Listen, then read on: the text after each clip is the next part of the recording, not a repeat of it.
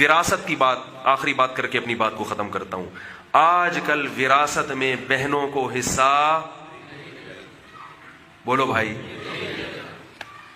ابا کا انتقال ہوا، قرآن خوانیاں ہو رہی ہیں اور معلوم نہیں کیا کیا ہو رہا ہے، دیگیں بھی. اللہ نے تو نہیں کہا کہ قرآن خوانیاں کرو بھائی، کسی بھی طرح سے ثواب پہنچا دو، میت کو پہنچ جائے گا. اللہ نے سب سے پہلا حکم کیا دیا؟ للرجال نصیب مما اکتسبوا فرمایا یوصیکم اللہ فی اولادکم للذکر مثل حظ الانثیین. باپ جب مر جائے تو اللہ کی وصیت ہے کہ بیٹے کو دگنا دو اور بیٹی کو اس کا آدھا دو. بھائی کیا کرتے ہیں؟ یار وہ ہماری بہنیں ہیں، ان کو کیا ضرورت ہے، ان کے جہیز پہ ہم نے اتنا دے دیا تھا، ہمیں زیادہ ضرورت ہے، ہمیں گھر چلانا ہے، ہمیں یہ کرنا ہے، ہمیں وہ کرنا ہے. تو یہ کس کو مشورہ دے رہے ہیں؟ اللہ کو مشورہ دے رہے ہیں کہ اللہ تو نے خام خواہ میں بہنوں کا حصہ ڈال دیا، ہماری بہنوں کو تو ضرورت ہی نہیں. بھائی اللہ نے یہ نہیں کہا کہ بہن کو ضرورت ہے تو دو، ضرورت نہیں ہے تو نہیں دو. اللہ نے کہا کہ بہن کو دینا پڑے گا. ایک بہن کو 1 کروڑ کا جہیز دیا ہو اور ایک کو کچھ بھی نہ دیا ہو، دونوں کا حصہ برابر ہے. لیکن جائیداد تقسیم نہیں کرتے، مائیں رکاوٹ ڈالتی ہیں. جب تک میں زندہ ہوں میرے میاں کی پراپرٹی کو ہاتھ، اور پھر عورتیں، خاندان کی عورتیں تانے دیتی ہیں ابھی کفن میلا نہیں ہوا اور جائیدادیں بٹنا شروع کر دیں، اس کی روح کو تکلیف پہنچا رہے ہو. یہ ڈائلاگ ہیں، یہ آپ کا اخپل اسلام ہے، ٹھیک ہے نا؟ یہ غیرت اخپل ہے. بھائی ابا کا وہ رہا نہیں ہے، مردہ کسی چیز کا مالک نہیں ہوتا. اگر وہ ابا کا ہوتا تو ابا کے ساتھ ہی لے جاتے نا اس پراپرٹی کو. اللہ نے کہا جب آنکھ بند ہوئی تو ابا کی جتنی چیزیں ہیں 8واں حصہ بیوہ کا ہو گیا، 6واں حصہ ابا کے ماں باپ کا ہو گیا، اور باقی کس کا ہو گیا؟ بیٹے کا ہو گیا دگنا، بیٹی کا ہو گیا آدھا.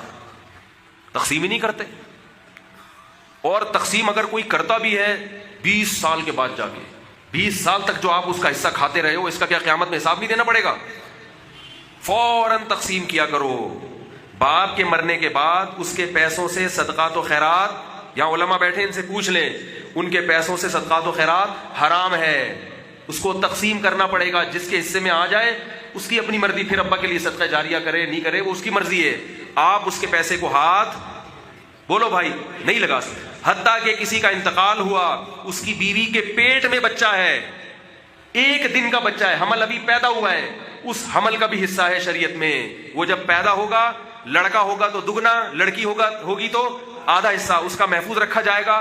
قرآن کہہ رہا ہے کہ ان الذین یاکلون اموال الیتامی ظلما انما یاکلون فی بطونہم نارا.